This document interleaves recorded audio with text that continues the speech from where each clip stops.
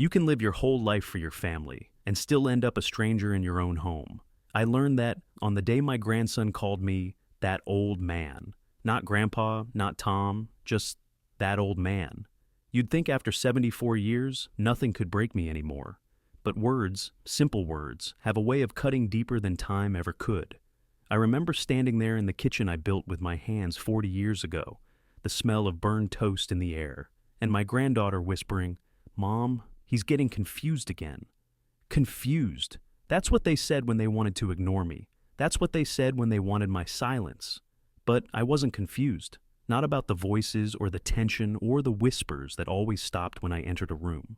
No, I understood perfectly well what was happening. My son and his wife had decided it was time for the transition. That's what they called it. A nice clean word for throwing me out. It all began 6 months after my wife, Helen, passed. The house felt empty without her humming around in the mornings, without her gentle corrections when I put too much salt in the soup. My son, David, said I shouldn't be alone. "Dad, move in with us for a while. It'll be good for the kids to have you around." And I believed him. Foolishly. The first weeks were fine.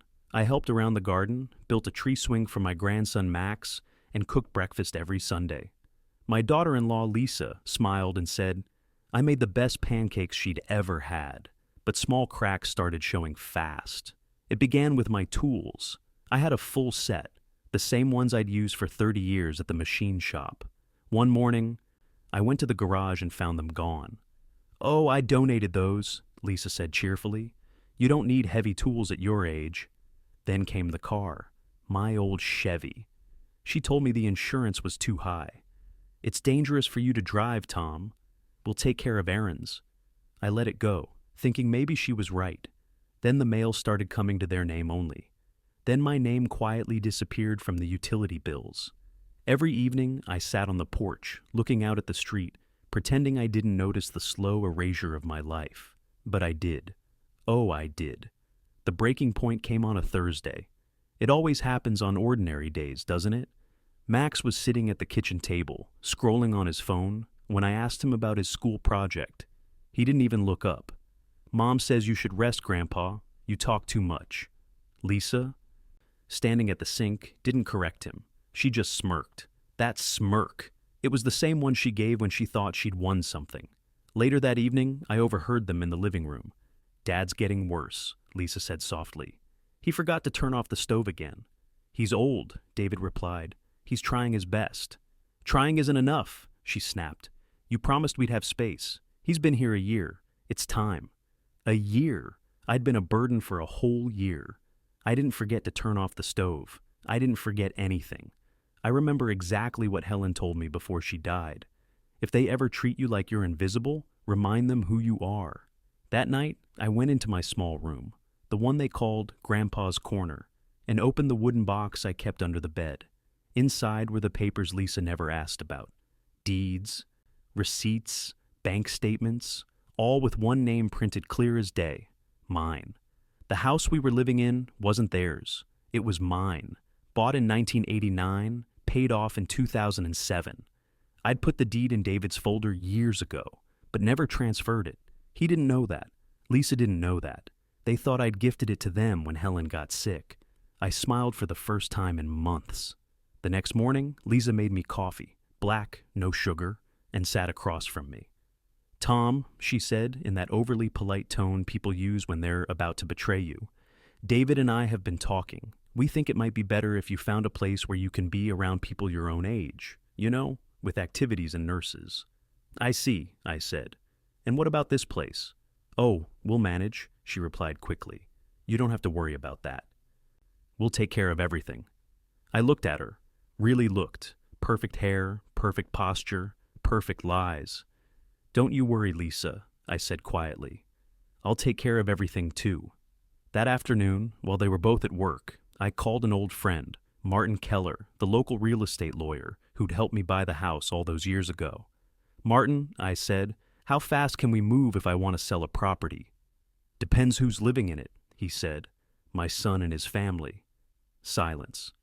"You sure you want to do that, Tom?" I looked out the window at my grandson kicking a soccer ball on the lawn I'd mowed for 20 years.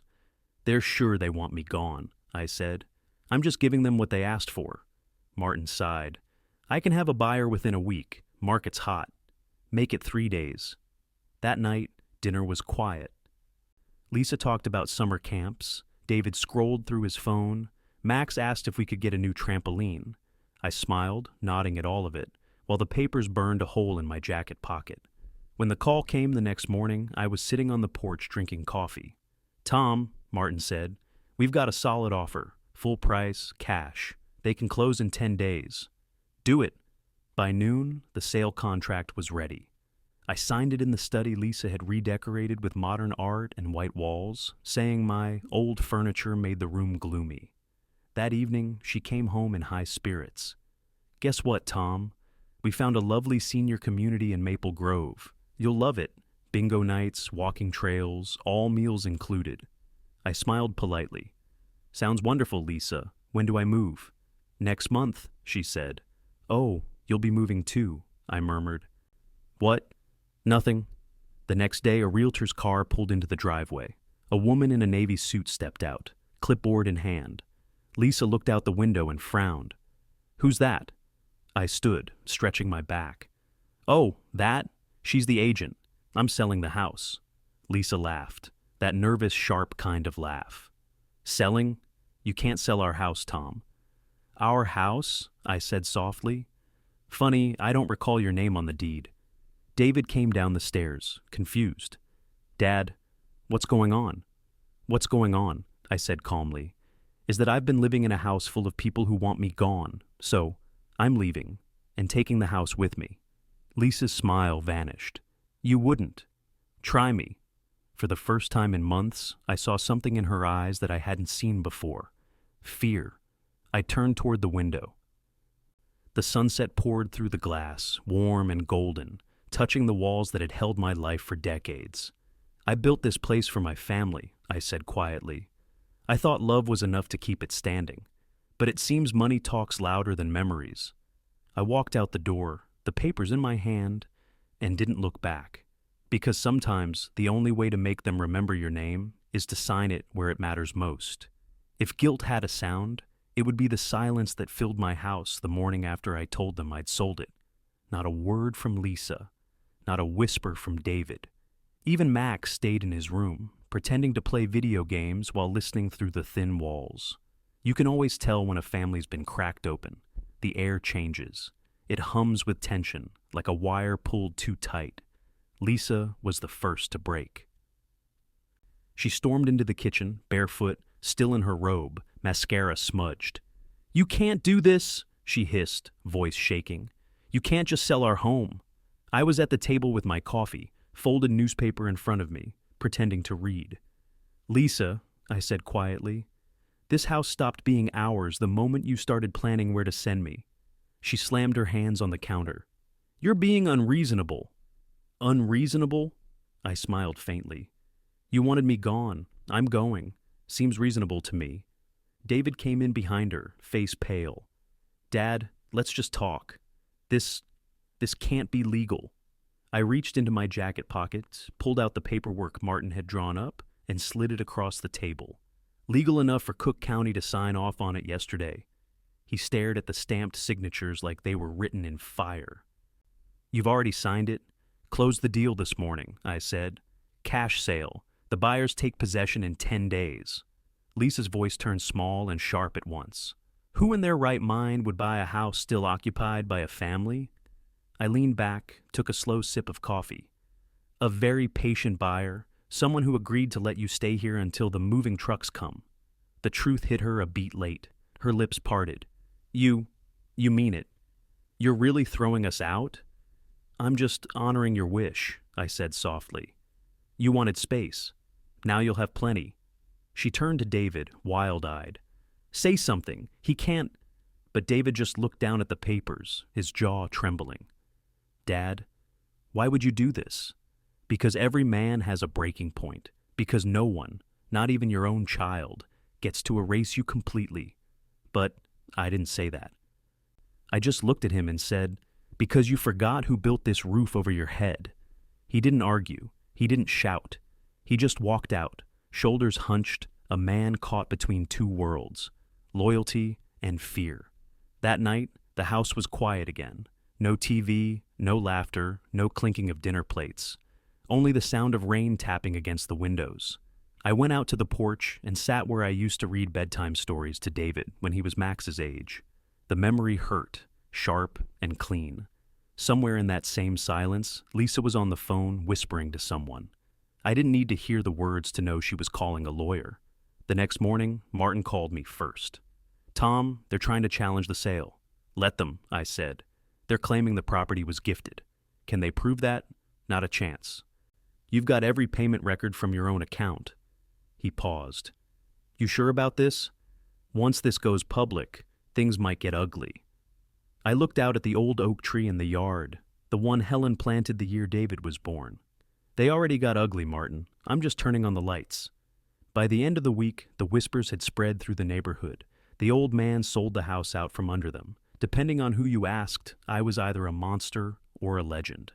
On Friday morning, Lisa cornered me by the front door. Her voice was sugar-coated now. "Tom, we've been thinking," she began carefully. "Maybe we were too hasty. You don't have to move out. You can stay here as long as you want." I looked at her, smiling the way you smile at a child who just learned the value of please. "You've changed your mind?" She forced a laugh. "We were emotional. We just want what's best for the family." "For the family," I repeated. "You mean for yourselves?" She didn't deny it. Her eyes flicked toward the study, where the sale papers still sat on the desk. "If we could just cancel it, we'll make things right." "Lisa," I said softly, "you can't unsay things. You can't unplan betrayals. You made your bed. Now you can pack it." Her voice cracked. "David and I will have nowhere to go." "You've got 10 days, I said, and went back to my coffee. The funny thing about revenge is that it's never as sweet as people imagine. It doesn't make you laugh or dance or feel proud. It just gives you quiet. Heavy quiet. That night, I found David sitting on the back steps, staring into the dark. "I didn't mean for it to get this far," he said. "Lisa just pushed." "She didn't twist your arm when you let her call me senile," I replied. He sighed. "I know, I was wrong. I just didn't know how to fix it." "You start by remembering who raised you," I said. "You fix it by growing a backbone." He looked at me like a boy again, like the man I used to be in his eyes. "You really selling it?" "It's done," I said. "The money's already moved. What will you do with it?" "Something useful," I said. "Something that doesn't forget where it came from." The next morning, I called the bank and transferred half the sale proceeds, every cent, into a new account. "The Thompson Legacy Fund," I told the clerk. "Scholarships for kids from working families. Start with 5 this year." By noon, the news had hit the local paper. Retired Machinist Fund's education program with home sale. My phone rang nonstop. Reporters, neighbors, old co-workers, all wanting a quote. I gave them one line. "You can lose a house, but you don't lose your purpose." Lisa didn't come downstairs all day. When she finally did, her face was pale. "You gave it away?" she whispered. "All that money you could have—" "Bought forgiveness?" I interrupted. "No, Lisa, some debts aren't financial." She turned and walked out. I heard the car engine start. She didn't come back that night. David sat across from me at the dinner table, staring at the empty chair where his wife used to sit. "Dad," he said quietly, "I don't know how to undo what we did." "You start by teaching your son to respect his grandfather," I said. "And by remembering this house wasn't built on money. It was built on love, the kind you took for granted." He nodded, eyes wet. "Can we ever make it right?" I looked at him, really looked, and saw the same scared boy who used to hide behind my legs during thunderstorms. "Maybe," I said, "if you stop treating people like temporary furniture." He smiled weakly. "You sound like Mom." "I'm trying," I said. The buyers came on Monday, a young couple, first home, baby on the way. They walked through the place with wonder in their eyes. The woman touched the banister and whispered, "It feels like a home with history." "It has plenty," I said. When they left, David stood beside me at the window. "They'll take good care of it," I nodded. "Better than we did." That night, as I packed my last box, Max came to my door. He looked smaller than usual, uncertain. Grandpa? Yes, kiddo? Mom says you're leaving. I am. He hesitated, then whispered, Can I come visit you? I smiled and knelt down. Anytime, Max. You just have to remember one thing. What's that? I tapped his chest gently. Never forget where home really is. He hugged me, quick, awkward, but real. And for the first time in a long time, I felt something warm spread through the cold ache inside me. Maybe revenge hadn't been sweet, but redemption. That tasted like peace. There's a sound a house makes when it stops belonging to you. It's not loud, just a soft, hollow echo when you close a door, like the walls are already forgetting your footsteps. That morning, when I pulled the door shut for the last time, it didn't even creak, just a click, neat and final. The moving truck idled by the curb. David stood on the porch, hands in his pockets, shoulders heavy with silence. Lisa wasn't there. She'd packed her things 2 days earlier, left without a word. I didn't ask where she went. Some questions don't deserve answers. I loaded the last box, a photo album, Helen's recipe cards, a coffee mug that said, World's Greatest Dad, and turned to my son. Keys are on the counter, I said. He nodded, swallowing hard. They're coming tomorrow to start painting. Good, I said. New color for a new life. He hesitated, eyes glistening. Dad, about Lisa? Let her go, son. Sometimes losing someone is the only way to find yourself. He exhaled shakily and hugged me, the kind of hug that comes too late but still counts. I'll visit, he said. I'll believe it when I see it. We both laughed softly. And for a brief second, the years between us shrank back to when he was a boy, clutching my hand at his mother's funeral, whispering, Don't go anywhere, Dad. I drove away slowly, the truck mirrors framing the shrinking house. For 35 years, that place had been everything. Marriage, fatherhood, birthdays, repairs, losses, and laughter. Now it was just wood, paint, and memories that didn't belong to me anymore. But here's the thing about letting go. It's quieter than you expect. It doesn't roar. It sighs. I'd rented a small cabin on the edge of town, near the lake. Nothing fancy, just one bedroom, a cracked deck, and a view of the water that caught fire at sunset. Helen would have loved it. She used to say the lake made her feel small in the best way, reminded her that life kept moving, whether we liked it or not. That first night, I unpacked only what mattered, the coffee mug, her photo, the recipe cards. I made her tomato soup from memory and ate it on the porch, listening to frogs and crickets instead of Lisa's complaints. The stars looked like they'd been waiting for me to come back. The next morning, I woke before dawn. Old habits die hard. And walked to town. The diner was half empty. Same waitress, Irene, who used to serve me and Helen on Saturdays. Tom, she said, eyes wide. Lord, I thought you'd vanished. Close, I said with a grin. Just retired from being invisible. She laughed, poured my coffee, and said what everyone says when they don't know what to say. You did the right thing, you know. Funny, I said. Feels like I burned my own house down to stay warm. But as the days passed, something strange happened. The quiet stopped feeling lonely. I started fixing things around the cabin, not because anyone asked me to, but because I could. The faucet dripped. I fixed it. The porch railing wobbled. I tightened it. For the first time in years, I was living on my own terms again. One afternoon, I got a call from the bank. Mr. Thompson, the woman said, we've had several inquiries about your scholarship fund. Local schools want to partner for next semester. That hit me harder than I expected. For years, I'd built things I could touch. Fences, machines, houses. Now I was building futures I might never see. Maybe that's what legacy really means. Not monuments, but motion. 2 weeks later, I got a letter in the mail. Handwritten. Slanted cursive that shook a little. It was from Max. Dear Grandpa, Dad said you live near the lake now. I miss you. Mom doesn't talk about you, but I do anyway. I told my teacher about the swing you built. She said you sound cool. Can I come fishing when school's out? Love, Max. I read it 3 times. My throat burned. The paper smelled faintly like crayons. That Saturday, I drove back into town and bought a small rowboat. Old, a bit rusty, but solid. I named it Helen's Promise, painted the name myself in uneven white letters. When summer came, Max showed up in a taxi with a backpack and that same shy grin from when he was 5. "Mom doesn't know I wrote you," he said, almost apologetic. "Then it's our secret," I told him. We spent the day on the lake. He caught a fish so small we named it Dinner for Ants. We laughed until we cried, and when the sun started dipping, he asked quietly, "Grandpa, why'd you sell the house?" I looked out across the water, the orange light dancing on the ripples. "Because sometimes people forget what home means," I said, "and sometimes you have to remind them by walking away." He nodded slowly, like he understood more than a 12-year-old should. That evening, after I dropped him off at David's, my son came to the door. He looked different, tired but lighter. "He told me about the fishing," he said. "He's a good kid," I replied. "He is," David said. "And he misses you. We both do." "Lisa?" I asked. He hesitated.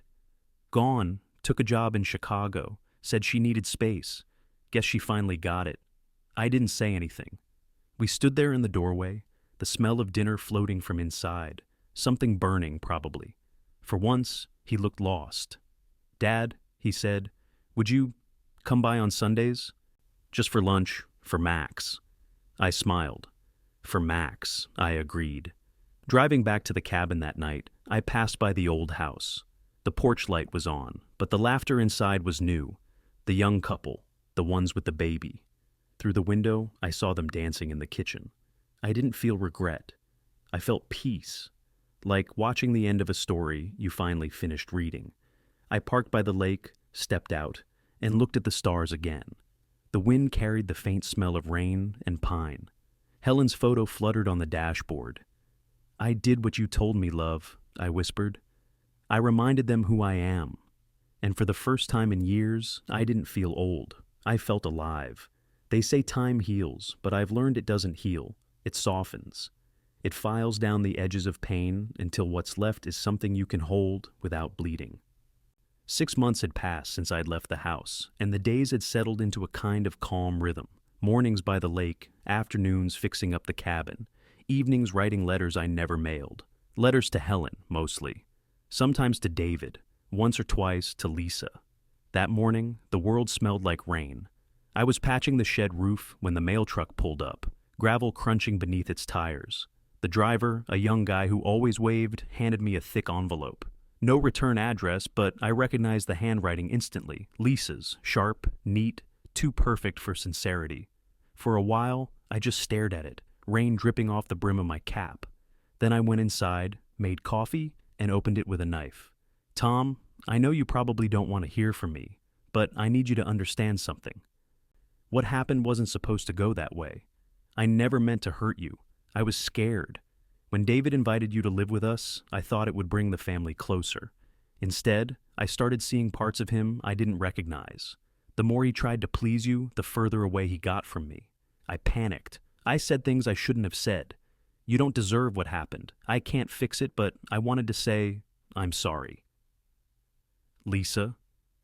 There were no excuses after that. No but. Just her name, signed small and shaky. I sat there for a long time, the coffee growing cold beside me. I wasn't angry anymore. I wasn't even sure I was sad.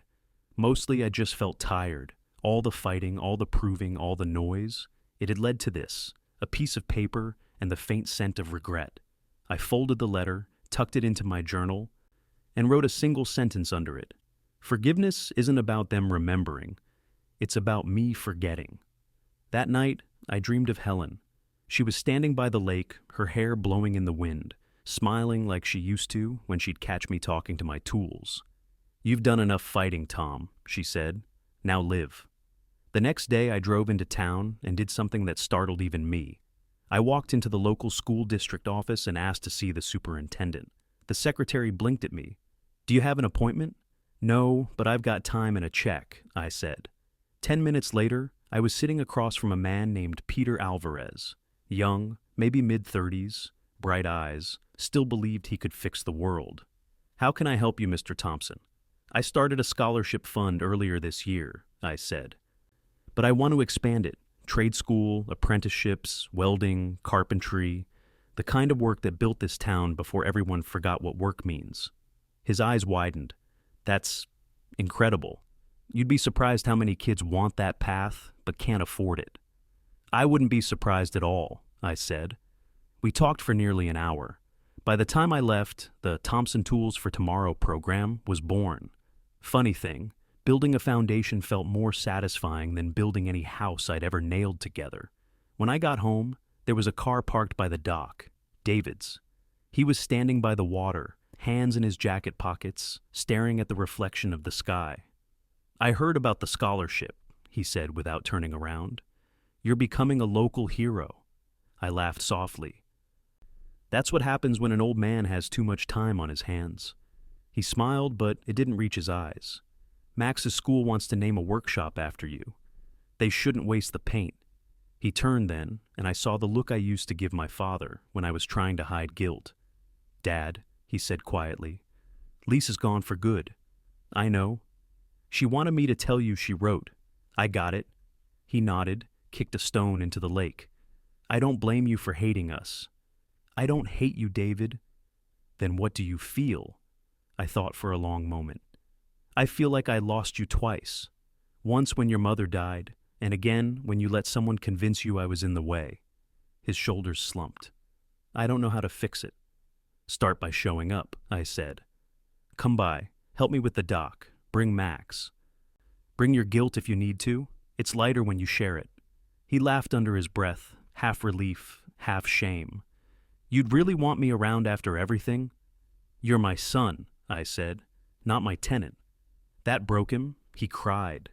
The kind of quiet, broken crying men do when they've held it in too long. I didn't say a word, just let him. Because forgiveness doesn't need speeches, it just needs space. Over the next few weeks, David started visiting. Sometimes he'd bring Max, sometimes just himself. We'd sit on the porch, eat sandwiches, and talk about nothing important. I could feel the bridge between us rebuilding, plank by plank. Then one evening, as the sun bled orange over the lake, David said, Dad, there's something else. I got a letter from the buyers of the old house. They found something in the attic. A box labeled Helen. They thought we should have it. My heart stopped for a second. He reached into his truck and handed me a dusty flower-patterned box. My hands trembled as I lifted the lid. Inside were things I hadn't seen in years. Her wedding veil, a locket, old photographs, and at the very bottom, an envelope addressed to me. The ink had faded, but I'd know that handwriting anywhere. To Tom, if you're reading this, I'm already gone. My breath caught. I sat down on the porch step and unfolded the rest. You've spent your life fixing everything and everyone, but someday, someone will break your heart in a way you can't repair. When that happens, don't fight it. Let it change you. Pain teaches where comfort never can. And when the world forgets you, remind it gently. Not with anger, but with kindness. That's the truest legacy. H. The paper blurred in my hands. I looked up at David and Max, standing together in the soft glow of evening.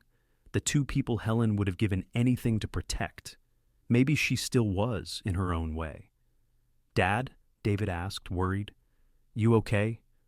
I smiled through the tears. Yeah, I said softly. I think I finally am. We sat there until the light faded, listening to the waves lapping at the dock. I folded Helen's letter and tucked it inside my jacket, close to my heart. That night, I wrote her back for the first time. You were right, love. I stopped fixing. I started living. And they remember me now, not because I shouted, but because I stood tall. Tom. The first snow that year came early, the kind that turns the lake to glass and makes every sound sharper, cleaner. By December, the cabin smelled like cedar and wood smoke. And my mornings had become a ritual, strong coffee, a short walk to the dock, and a silent conversation with Helen. Sometimes I'd talk out loud, sometimes I'd just think. She always seemed to answer, though never in words. That winter was the first I didn't spend surrounded by noise I didn't belong to. No television blaring from another room. No forced small talk over dinner. No pretending not to hear my daughter-in-law's sighs when I moved too slowly. Just peace, and the occasional creak of the old boards under my boots. But peace, I learned, isn't the same as happiness. Peace is an empty house that no longer hurts. Happiness is when someone knocks on the door and fills it again. That knock came one cold Sunday morning in January. 3 raps, polite but firm. I opened the door and found David standing there, bundled in a thick coat, snow in his hair. Behind him, Max waved awkwardly, holding a thermos almost as big as his head. "Hot chocolate?" Max said proudly. "Mom made it." That stopped me. "Your mom?" David nodded. "Lisa wanted to send it. She's trying, calls sometimes, mostly about Max. Said to tell you she still prays for you." "Prays what?" I asked dryly. "That you don't freeze to death out here," he said with a small grin. I laughed, really laughed, and stepped aside. "Well, come in before you both turn into snowmen." We spent that morning by the fire. Max sprawled on the rug with his sketchbook, drawing the lake through the frosted window.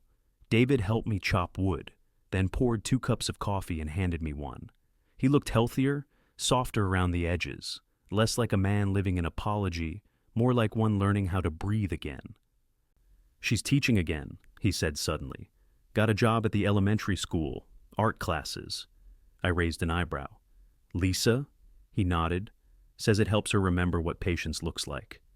"Good for her," I said, and meant it. People can change. Sometimes all they need is a hard enough mirror. After lunch, David asked if he could see the scholarship files. I brought out the thick binder, student names, trade schools, essays. He flipped through, stopping on a page where a 17-year-old girl wrote about fixing engines with her grandfather.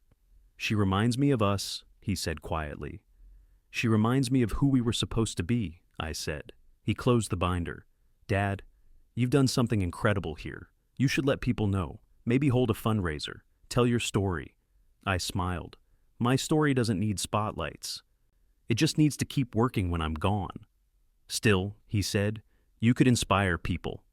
"Maybe," I said, "but I've found people listen better when you whisper." That night, they stayed over. Max on the couch, David in the spare room. I made pancakes in the morning, like I used to when he was a kid. When Max bit into one, he looked up wide-eyed. "Mom's never made them like this," David laughed. "That's because Grandpa's recipe includes 30 years of stubbornness." It felt good, that laughter. Real. The kind that doesn't need forgiveness anymore. Before they left, David handed me an envelope. "From Max," he said. "He wanted to surprise you." After they drove away, I opened it. Inside was a drawing of the cabin, snow on the roof, smoke from the chimney, and 2 stick figures on the dock. One tall, one small. Underneath, in big block letters, it said, "Home is where Grandpa is." I sat at the table for a long time after that, the paper trembling in my hands. That little boy had said what I'd been trying to teach his parents for years, and in fewer words than I ever could. That night, I took Helen's letter out again, the one I'd found in the box. I read it by the firelight, then added a note of my own beneath it. They came back, slowly, carefully, but they came. Maybe that's what love really is. Not the grand gestures, but the quiet returns. You'd like the cabin. It smells like pine and forgiveness. Love, tea. A week later, I got a call from Martin, my lawyer. "Tom, you might want to sit down," he said. "You've been nominated for the county's Community Honor Award. The scholarship board submitted your name." I laughed so hard I almost dropped the phone. "What are they going to give me? A gold wrench?" "Something like that," he said. "The ceremony's next month. You should come." I almost said no, but then I thought of Helen's words, "When the world forgets you, remind it gently." So I went. The hall was packed, students, teachers, workers in oil-stained uniforms. When they called my name, the applause startled me. I hadn't realized how many lives a quiet act could ripple through. They gave me a plaque, but the real gift came afterward when a girl approached me shyly, the one from the essay David had read. "Mr. Thompson," she said, clutching her certificate, "you paid for my mechanic program. I start next week." "That's good," I said, smiling. "Engines are honest things. They only stop working when something's truly broken." She hesitated. "My dad said to thank you. He lost his job last year. You didn't just help me, you gave him hope." Her words hit me harder than any award ever could. Driving home that night, the snow had started again, flakes catching in the headlights like slow-falling stars. I parked by the lake, turned off the engine, and sat there listening to the quiet. Sometimes I wonder what Helen would say if she could see all this. The cabin, the letters, the laughter slowly returning. Probably something simple like, "See, I told you it'd be okay." And maybe it finally was, because forgiveness doesn't always arrive with a doorbell. Sometimes it just walks in wearing a winter coat, carrying a thermos of hot chocolate. Spring came slow that year, like it wasn't sure it was welcome. The lake thawed 1 inch at a time, ice melting in quiet sighs that you could almost mistake for breathing. I remember standing on the dock one morning, the sun rising pale and gold, and thinking, this must be what forgiveness looks like, something cold finally learning how to let go. It had been a year since I sold the house. A year since Lisa's voice echoed through those white-painted walls, since David stopped looking at me like I was a problem that needed solving, and now, somehow, everything had settled into something that felt almost peaceful. The scholarship program had grown faster than I could keep up with. Peter from the school board called twice a week with updates. We'd helped 22 kids so far, mechanics, welders, plumbers, carpenters, the kind of young people who reminded me of the man I used to be before I forgot my own worth. My phone rang constantly, but I didn't mind. Some names you spend a lifetime trying to make mean something. Mine finally did. One Thursday in April, David and Max came by unannounced. No phone call, no warning, just the sound of tires on gravel and Max's voice shouting, "Grandpa!" before I even opened the door. He ran straight into my arms, smelling like grass and sunscreen. David followed with 2 fishing rods. "Thought we'd surprise you," he said. "Best surprise I've had since the coffee stopped tasting like regret," I joked. We fished all afternoon. The water was calm, the kind that holds secrets but doesn't threaten to keep them. Max caught 3 fish. David caught 1. I caught nothing, but I didn't care. Sometimes the joy is in watching someone else's line tug. When we got back to the cabin, David grilled the fish on the deck. Max ran around chasing dragonflies while the air filled with the smell of lemon and butter. It felt like something I hadn't felt in decades. Family, real family, without pretense or pity. After dinner, when Max went inside to play with the dog, David leaned on the railing beside me. "Dad," he said softly, "I sold the condo." I looked at him. "The one you bought after everything?" He nodded. "Too big, too empty. Max and I found a small house near town. Something simple. Feels right." I smiled. "About time you learned that smaller doesn't mean less." He chuckled. "Yeah, I think I learned that from you. The hard way." We were quiet for a moment, watching the last streaks of sunset burn out over the lake. "Lisa called last week," he said. "She's doing better, sounds different, calmer." "She asked about you." "Oh?" "She said she hopes someday you can forgive her." I took a deep breath, the cool air sharp in my chest. "I already did," I said. "I just didn't tell her yet." David looked at me, surprised. "You really mean that?" "I do. Carrying anger is like holding on to an anchor. You don't realize you're the one drowning until you let it go." He smiled, small, quiet, grateful. "You've changed, Dad." "No," I said. I just finally remembered who I was before the noise. That night, after they left, I sat on the porch long after the lights from their car disappeared. The moon rose over the water, and I found myself talking to Helen again. "You'd laugh if you saw us now," I said. "David finally learned to cook fish without burning it.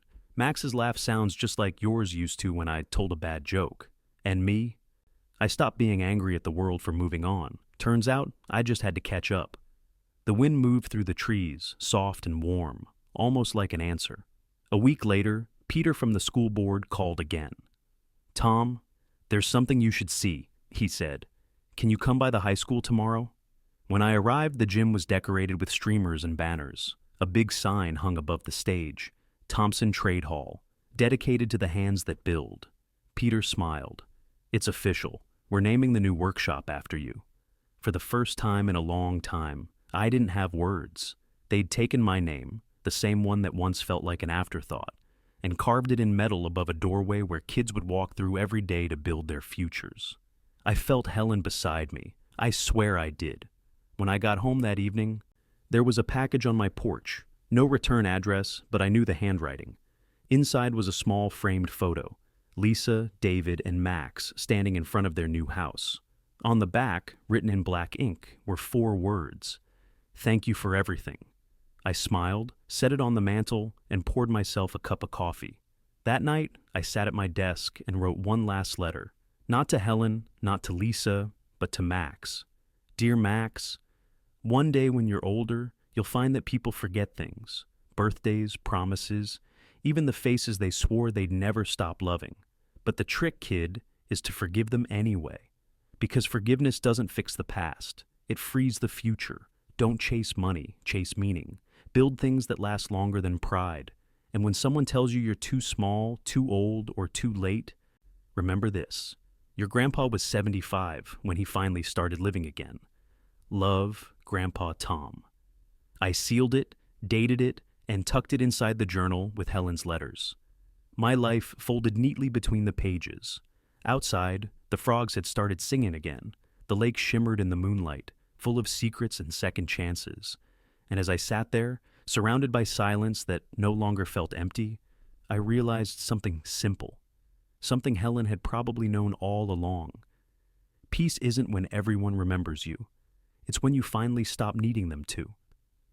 I leaned back in my chair, closed my eyes, and whispered, "I'm home." The wind moved softly through the trees, carrying the sound of the lake, the laughter of my grandson, and the quiet heartbeat of a man who'd finally learned how to let go.